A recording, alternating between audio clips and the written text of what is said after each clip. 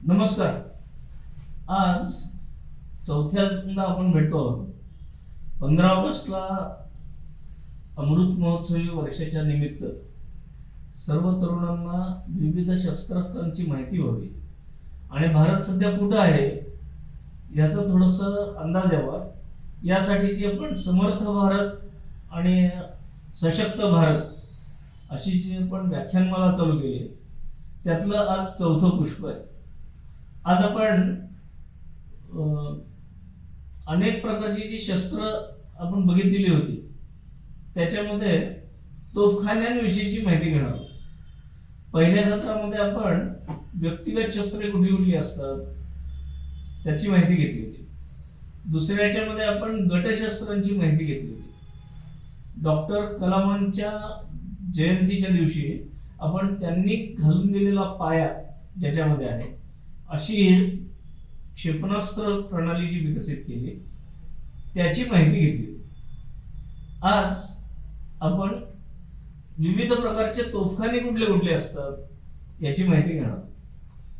तोफखान्यांचे प्रकार आपल्या भारताच्या सैन्य दलांमध्ये 3 प्रकारचे तोफखाने. पहिला तोफखाना हा मैदानी तोफा याच्यासाठी आहे. दुसरा तोफखाना हा विमान विरोधी तोफांचा आहे. आणि तिसऱ्या प्रकारचे तोफखाने आपण आज बघणार नाही आहोत. पुढच्या सत्रामध्ये पुढच्या पुष्पामध्ये आपण त्याची माहिती घेणार आहोत. आणि तो म्हणजे विविध प्रकारचे अग्निबाण, ज्याला रॉकेटरी म्हणलं जातं. असं रॉकेटरी असणारा आर्टिलरी किंवा रॉकेट आर्टिलरी असं आपण म्हणतो. तोफखान्याला इंग्रजीत आर्टिलरी म्हणतात. मग त्याच्यामध्ये फील्ड आर्टिलरी, उखळी तोफा, मुलुक मैदानी तोफा, डोंगरी तोफा, त्याच्यानंतर धक्कारहित तोफा, अशा विविध प्रकारच्या तोफा याची माहिती आपण आजच्या सत्रामध्ये घेणार आहोत. कारण भारत हा असा मोठा प्रचंड देश आहे की तिथं सर्व प्रकारच्या शस्त्रांची आवश्यकता आहे. म्हणजे उंच सखलपणा आहे. आपल्या उत्तर सीमेवरती प्रचंड असा हिमालय आहे की जो जगामध्ये सगळ्यात उंच देश आहे. आणि जगातल्या सगळ्यात उंचीवरती आपल्याला पाकिस्तान आणि चीन सारख्या देशांशी लढावं लागतं. योगायोगाने नेपाळशी अजूनपर्यंत आपल्याला लढायचा प्रसंग आलेला नाही. परंतु तोही भाग, त्याची नेपाळची जी सीमा आहे ती सुद्धा अशी उंचीवरची सीमा आहे. आणि अशा उंच सीमेवरती लढणं हे डोंगरी तोफांच्या द्वारे शक्य होऊ शकते. विविध प्रकारच्या तोफांमध्ये कुठेही चालू शकेल अशाही पद्धतीच्या तोफा आजकालच्या काळामध्ये आपण विकसित करत आहोत आणि त्याच्या चाचण्याही आपण केलेल्या आहेत. पुढे याची माहिती आपण घेणार आहोत. एअर डिफेन्स आर्टिलरी हा जो दुसरा प्रकार आहे, त्याच्यामध्ये विमानं जी असतील, शत्रूची फायटर लढाऊ विमानं असतात, ते हल्ले करायला ज्या वेळेला येतील त्यावेळेला हवेतल्या हवेत टिपणं त्यांना अचूकपणे, हे काम ह्या एअर डिफेन्स आर्टिलरीचं किंवा हवाई सुरक्षा ज्याला म्हणतो आपण, अशा पद्धतीच्या तोफखान्याचं काम आहे. याच्यामध्ये आपण गटशस्त्रांमध्ये आपण मॉर्टर्स गन किंवा उखळी तोफा बघितले, ज्याचे छोटा बॉम्ब 51 मिलीमीटरचा बॉम्ब तो हँडहेल्ड मॉर्टर मधनं किंवा उखळी तोफेतून तो फायर केला जाऊ शकतो. त्याला एक छोटी बेसप्लेट असते, एक नळी असते आणि ज्याला इनडायरेक्ट साईट असं म्हणलं जातं की लाईन आणि एलिव्हेशन ठरवणारी साईट असते आणि सपोर्ट असतो छोटासा. तो हाताने धरूनच ती फायर केली जाते. एका हाताने तो नळी धरली जाते, दुसऱ्या हाताने बॉम्ब भरले जातात. हे आपण गटशस्त्रांच्या वेळेला बघितले. तशाच पद्धतीचं ज्या वेळेला मोठ्या प्रमाणात येतं म्हणजे 51 मिलीमीटरच्या जागी 81 मिलीमीटर आणि 120 मिलीमीटरचे तोफगोळे ज्या वेळेला उखळी तोफेतनं फायर केले जातात, स्वाभाविकपणे तोफगोळ्याचा आकार वाढलेला असतो, वजन वाढलेलं असतं, त्याप्रमाणे त्याचा जो फेकण्याचा जो भाग आहे, त्या फेकण्यासाठी लागणारी ऊर्जा वाढते आणि ती नळी वाढते, सगळं वाढतं. आणि 120 मिलीमीटर किंवा 81 मिलीमीटर ह्या तोफा ह्या गटशस्त्रांच्या कॅटेगरीमध्ये न जाता तोफखान्याचा भाग होतो. आणि या तोफखान्याच्या माध्यमातून आपण ही अशा पद्धतीची उखळी तोफ ही त्याच्यामध्ये ट्रकच्या मागे लटकून ती वाहून नेण्याची क्षमता असते, त्यामुळे त्याला बेसप्लेट आणि हे ह्याच्या बरोबरीने चाकं दिलेली असते. अशा पद्धतीची उखळी तोफ की ज्याचा पल्ला हे 10,000 मीटर पर्यंत लांब आहे. वजन बघितलं तर जवळजवळ 450 किलो हे वजन असतं. आणि त्यातलं जे प्रत्यक्ष नळी आणि ह्याचा जो भाग बघितला म्हणजे ब्रिज मेकॅनिझम, बेसचा जो ब्रिज ब्लॉक आहे, कप असतो की ज्याच्यामध्ये आपण ते नळी लावलेली असते, त्याचं वजन केवळ 68 kg आहे. पण सगळ्याचं मिळून वजन 1500 मिलीमीटर लांबीचं तोफ नळी आणि 120 मिलीमीटर लांबीचा 120 मिलीमीटरचा व्यास आहे त्याचा. म्हणजे आपल्याला साधारण लक्षात येईल याचा मारा करण्याची जी क्षमता आहे ती 45 अंश ते 85 अंश या झोन मध्ये मारा करण्याची क्षमता. म्हणजे आपले जे फॉरवर्डिंग ट्रूप्स असतात किंवा एखादा शत्रू टेकडी सारख्या ठिकाणी त्याच्या मागच्या बाजूला असतो, हाईड झालेला असतो, तरी सुद्धा आपल्याला रेफरन्स दिला जातो ऑब्झर्वेशन पॉइंट कडनं आणि त्याच्यावरती आपण इनडायरेक्ट वेनी मारा करून त्यांना नेस्तनाबूत करू शकतो. म्हणून हे इनडायरेक्ट शस्त्र आहे. हे डायरेक्ट शत्रूकडे बघून मारा केला जाऊ शकत नाही, कारण याचं फायरिंग 45 अंश ते 85 अंश एवढ्या ह्याच्यामध्ये त्याचं फायरिंग होतं. बॅरलची लेंथ सांगितलं की 1.5 मीटरची बॅरलची लेंथ आहे. याच्याच बरोबर कुठल्याही दिशेने शत्रू आला तर तोफ ही मात्र कुठल्याही दिशेला फिरवता येण्याची क्षमता 360 अंशामधून ती तोफ अशी फिरवता येते. म्हणजे तिथं जसा आपला खांद्याचा जॉईंट असतो तसा बॉल अँड सॉकेट जॉईंट दिलेला असतो आणि त्या बॉल अँड सॉकेट जॉईंटच्या माध्यमातून 360 अंशामध्ये तोफ कुठल्याही दिशेला, ज्या दिशेने शत्रू असेल त्या दिशेने ती वळवू शकतो. एकदा बेसप्लेट फिक्स झाली जमिनीमध्ये की जेवढे जे फायरिंग मुळे होणारे स्ट्रेसेस असतात त्याच्यावरती जो ताण येतो तो सगळाच्या सगळा कंपन आणि ताण जमिनीमध्ये व्यवस्थितरित्या पास होतो. त्यामुळं सगळ्यात साधं शस्त्र ज्याला म्हणू पण असं साधं शस्त्र हे उखळी तोफेच्या माध्यमातून आहे. उखळी तोफेचं वैशिष्ट्य काय आहे तर सगळ्यात हलकं आहे, परंतु अजून एक वैशिष्ट्य आहे की ह्याची जी बॅरल्स असतात ही जनरली स्मूथ बोर असतात. म्हणजे ह्याला फिरणारे जे रायफलिंग ग्रूव्ज वगैरे काही नसतात. याच्यामध्ये बॉम्ब सोडताना जिथनं आपला बॉम्ब गोळा फेकला जातो त्याच दिशेने तो उलटा बॉम्ब लोड केला जातो. म्हणजे बॅरलच्या वरच्या दिशेनेच तो बॉम्ब गोळा, त्यामुळं बॅरलची लांबी वाढत चालली की समस्या निर्माण होते की हाताने ते जवानाने लोड कसं करायचं. त्यामुळं लिमिटेड 1.5 मीटर्स इतकं लिमिटेड पर्यंत आपण त्याचं लांबी घेतलेली आहे की जेणेकरून फील्डवरती फटाफट तोफ गोळे लोड करता येते. एका मिनिटाला 6 ते 8 राऊंड फायर करणं हे पण शक्य असतं. आणि हे जे नवीन 120 मिलीमीटरची जी उघडी तोफ आहे त्याला तर 5 ते 10 राऊंड एका मिनिटामध्ये फायर करण्याची क्षमता असते. तर अशा रीतीने धबाधब तोफगोळे केले तर शत्रू नेस्तनाबूत करायला मदत होते. 3 प्रकारचे तोफगोळे असतात.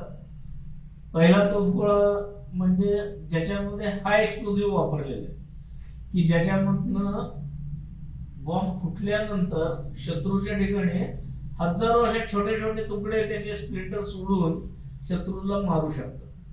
याचं शेल्फ लाईफ सुद्धा 30 वर्षाचं शेल्फ लाईफ आहे.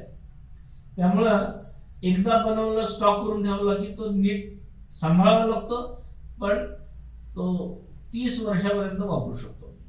याच्यामध्ये मग सेकंडरी, प्रायमरी अशा पद्धतीचे कार्ट्रिजेस असतात की जेणेकरून ते कार्ट्रिजच्या रेंज प्रमाणे त्याची ताकद कमी जास्त करता येते. म्हणजे जवळच रेंज घ्यायची असेल तर त्याचं प्रेशर कमी करायचं, म्हणजे त्याच्यातला दारुगोळा जो आहे भरलेला, त्याला आपण प्रोपेलंट म्हणतो, ते कमी करायचं आणि मग फायर करायचं.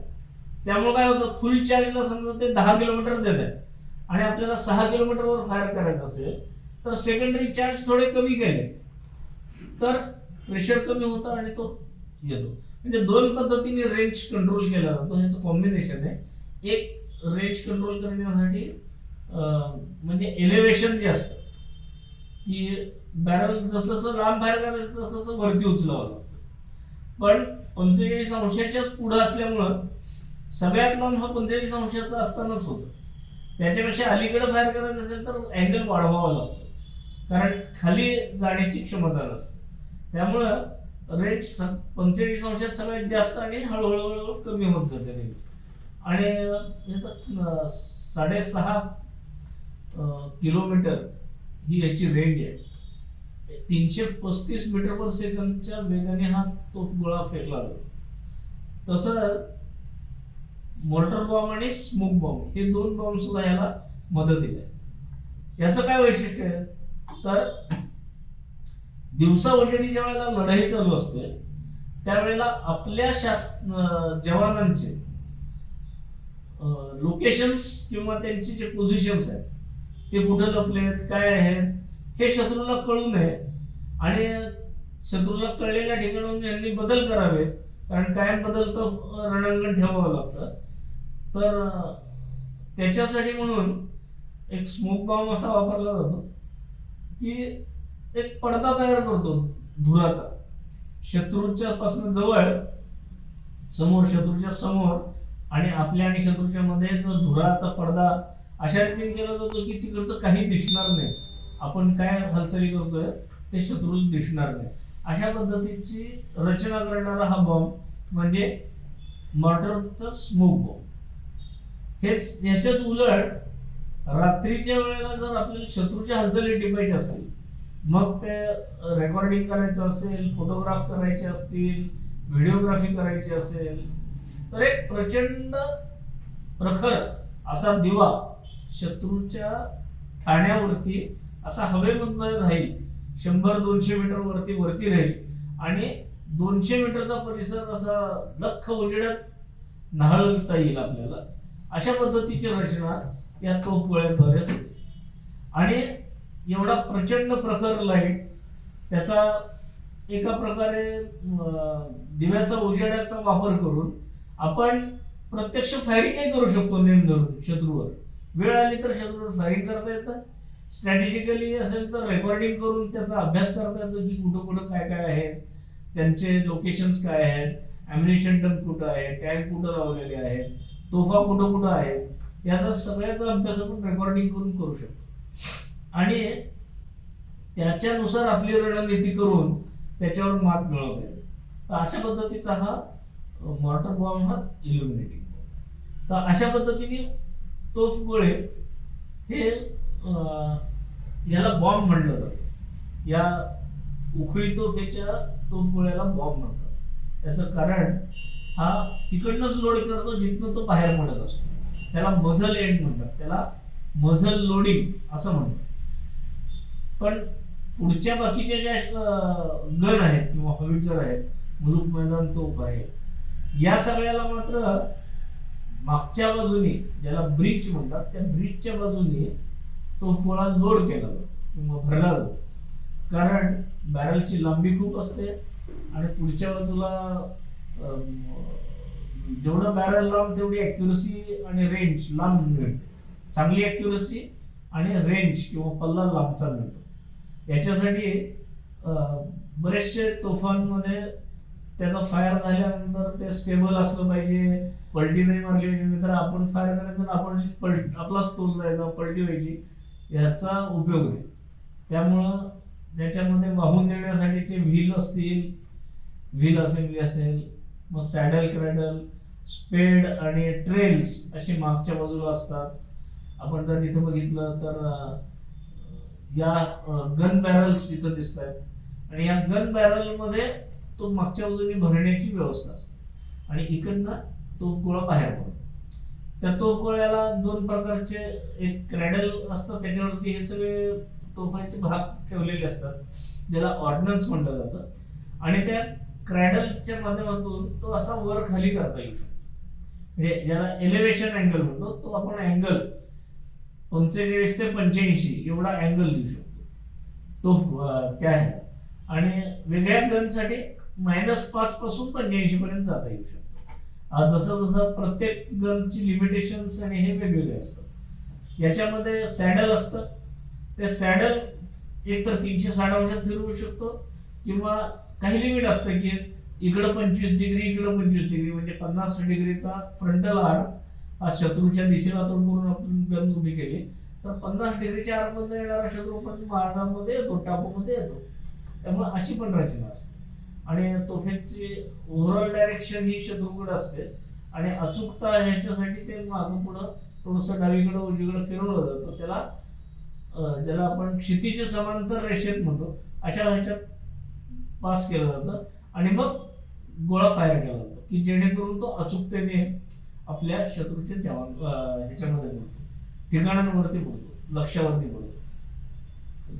आपल्याला माहित आहे पुढच्या महिन्यामध्ये 16 डिसेंबरला या तोफेचं मी जे दाखवतोय तो ही 75x75 पॅक हो, ही भारतात बनवलेली पहिली तोफ आहे. आणि 16 डिसेंबरला म्हणजे पुढच्या महिन्याच्या 16 तारखेला, एक महिन्यानंतर 50वा वाढदिवस ज्याला म्हणू आपण किंवा विजय दिवस असं आपण साजरा करतो. आणि आपल्याला खूप अभिमानाची गोष्ट आहे की प्रचंड पराक्रम दाखवून भारतीय सैन्याने 90,000 पेक्षा युद्धकैदी जास्ती करून पाकिस्तानवरती विजय मिळवला आणि तो शरणागती पत्करलेला दिवस हा 16 डिसेंबर आहे. आज 15 नोव्हेंबर आहे, एक महिन्यानंतर आपलं हे दिसतं. तर त्या काळामध्ये असणार तोफ कशी होती तर ही 75-24, कारण 62च्या युद्धामध्ये चीनकडनं हारल्यानंतर आपण ही तोफ तातडीने बनवली. तोफ अशी बनवली की डोंगरी भागामध्ये याचा वापर सहजासहजी केला जाऊ शकेल. याच्यामधले तोफ गोळे हे डोंगरी भागातनं वरती नेण्याचं काम हे खेचराद्वारे करावं लागत असेल. आज आता आपल्याकडं मोठमोठ्या गन सुद्धा उचलून नेणारी हेलिकॉप्टर आलेली आहे. आताची एका अर्थाने क्रांती झाली आणि आपण अनेक गोष्टी करू शकतो. पण त्या काळामध्ये 50 वर्षाच्या पूर्वी या सगळ्या तोफा वगैरे वरती कशा न्यायच्या हे मोठी समस्या होती, कारण आपल्याकडे तेवढे हेलिकॉप्टर किंवा अशा पद्धतीची रचना त्या काळात नसायची, विकास झालेला नव्हता, देश मागं होता. ह्या सगळ्या कारण झाली तरी ARDने ही पहिली गन अशी केली की 3 ते 5 मिनिटांमध्ये याचे 6 भाग होते आणि ते 6 भाग अशा रीतीने डिझाईन केले होते की 6 खेचरावरती ते व्यवस्थितरित्या त्यांचा CG पाहून, त्यांचे लिमिट्स पाहून की खेचराला सुद्धा वरती जायचंय आणि डोंगर चढताना थोडं वजन जास्ती झालं हे झालं तर त्याचं जे लिमिट आहे 90 किलोचं, त्या 90 किलोच्या लिमिटमध्ये बसणारे आणि त्याचा बॅलन्स सांभाळणारा अशा पद्धतीची रचना करून ती सगळी नेली गेली. मग क्रॅडल एकीकडं, दोन्ही ट्रेल्स एकीकडं, सॅडल एकीकडं, व्हील्स एकीकडं, असं आपण उजव्या कडेला हा बघू शकतो फोटो. तर अशी ही गन 3 ते 5 मिनिटांमध्ये तुकडे करायचे, ती वाहून न्यायची आणि तिकडं वरती गेलं, योग्य ठिकाणी गेलो पोझिशनला की समजा डोंगर माथा असेल किंवा टेकडीचा वरचा भाग असेल, थोडासा भाग प्लेन मिळाला की त्या ठिकाणहून आपण ते सगळे अनलोड करायचे सगळे खेचरावरून आणि परत 3 ते 5 मिनिटांमध्ये जोडून तोफ तयार, रेडी टू फायर कंडिशनला. अशी ही तोफ त्यावेळेला केली आणि ह्या तोफेद्वारे 65चं युद्ध आणि 71चं युद्ध यांनी प्रचंड कामगिरी चांगली केलेली आहे, आपल्याला सपोर्ट दिलेला आहे. तर ही जी पहिली तोफ ARDची जेव्हा विकसित झाली, स्वाभाविकपणे ही पहिली तोफेचं यश पाहून आपल्या शास्त्रज्ञांना सुद्धा एक प्रकारचा कॉन्फिडन्स आला, आत्मविश्वास आला. आणि मग त्याच्या पुढे त्यांनी 105 मिलीमीटरची पण इंडियन फील्ड गन असेल किंवा LFG म्हणतात त्याला, की लाईट फील्ड गन, अशा पद्धतीच्या तोफा आपण नंतर बनवल्या आणि त्या आतापर्यंत आपण वापरत आहोत. इकडं उजव्या कोपऱ्यात जी दिसते ती बोफोर्स गन 1986 ते 88 साली आपण ही स्वीडनकडनं घेतली आणि याचा मोठ्या प्रमाणावरती वापर आपण कारगिल युद्धाच्या वेळेला केलेला दिसतो. ह्या सगळ्या जुन्या छोटे छोटे गन आहेत. आता त्या जुन्या वाटतात पण त्यावेळेला त्या खूप ताकदवान वाटत असत, कारण ह्याच्यापेक्षा ताकदवान पुढच्या नव्हत्या. असा तो भाग आहे. यामध्ये जर आपण तोफेचाच भाग बघितला तर ह्या विविध तोफांचा उपयोग, जसं मी डोंगरी भागात म्हणलं तसं मैदानी भागांमध्ये सुद्धा शत्रूवरती मारा करण्यासाठी होत असतो. त्याचाच अजून एक प्रकार म्हणजे धक्कारहित तोफा. उखळी तोफांचं सांगितलं मी की त्यांचा एक प्रकार असतो. या धक्कारहित तोफेमध्ये काय आहे, तोफगोळा आपण फायर केला तरी ते रिकॉइललेस प्रिन्सिपल वरती काम करत असल्यामुळं जीप वरनं वगैरे सुद्धा अशा मोठ्या मोठ्या तोफा फायर करू शकतो. आणि ह्याचा वापर आपल्याला या तोफा वापरताना करतात. रिकॉइललेस प्रिन्सिपल आपण 84 लाईट वेट लॉन्चरच्या वेळेला बघितलं होतं की खांद्यावर ठेवून फायर करणारी जी गन होती त्याचं जे तत्व होतं, प्रिन्सिपल होतं, त्याच प्रिन्सिपलवरती रिकॉइललेस प्रिन्सिपलचं काय आहे तर फॉरवर्ड मोमेंटम जेवढी होईल तेवढीच बॅलन्स करायची रिअरवर्ड मोमेंटम, म्हणजे खाली असणाऱ्या स्ट्रक्चरवरती ताण येणार नाही.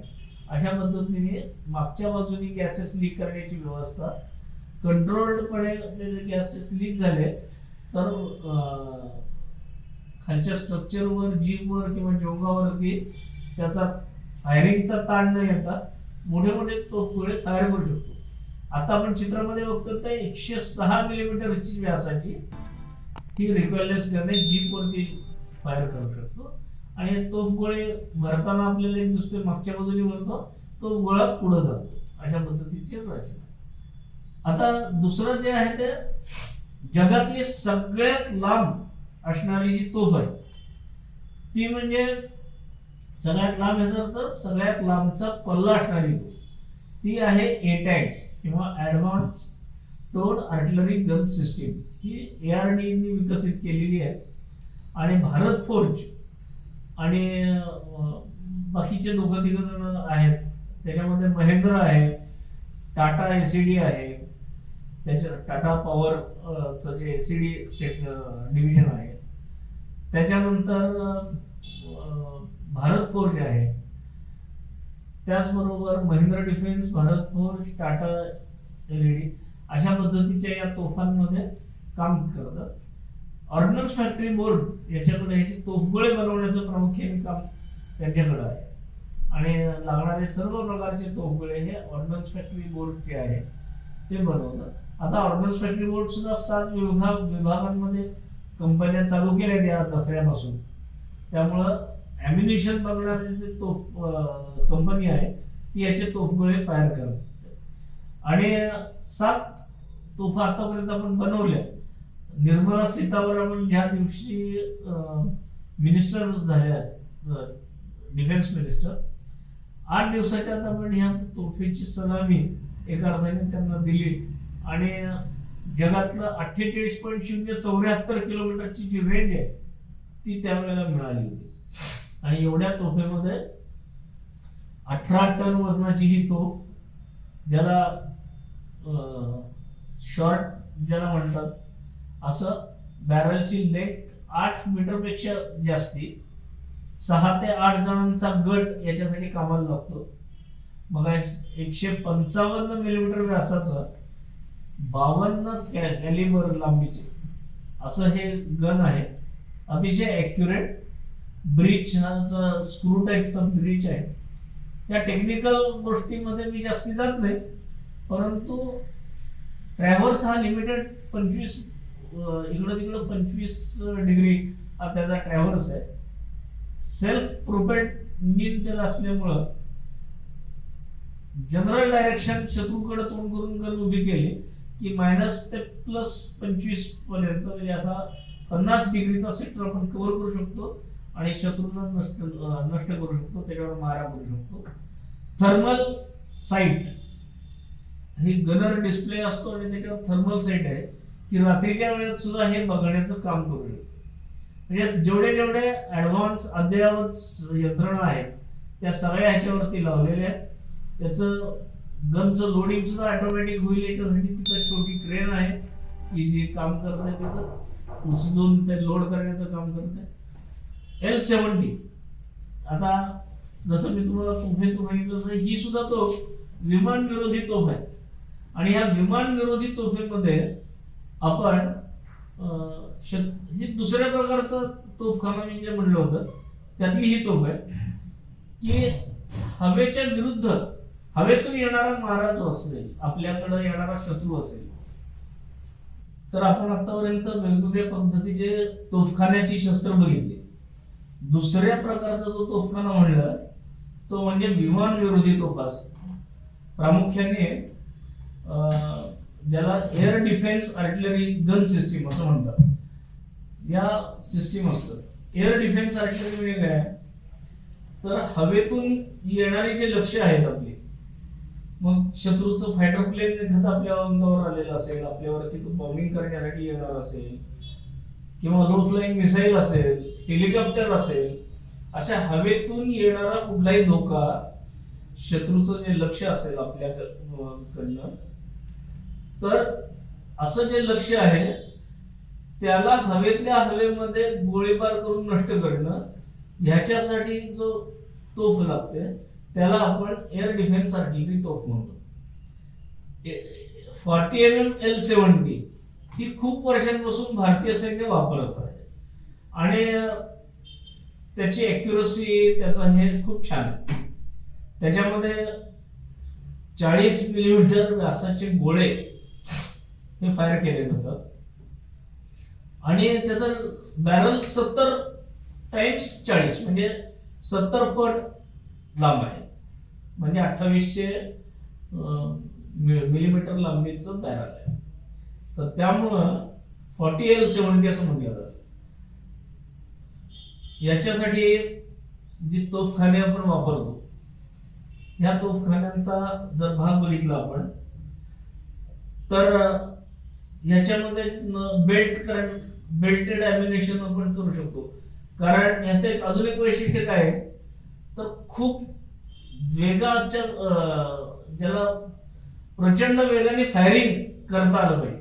म्हणजे एका मिनिटाला जवळजवळ 50 राऊंड फायर होतात का, 40 राऊंड फायर होतात का.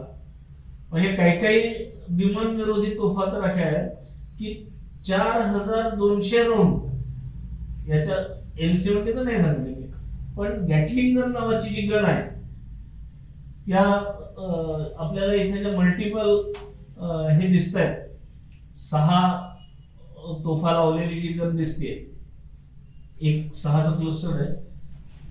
4200 राऊंड पर मिनिट किंवा 70 राऊंड प्रति सेकंद एवढ्या प्रचंड धाड या पद्धतीने फायर केला.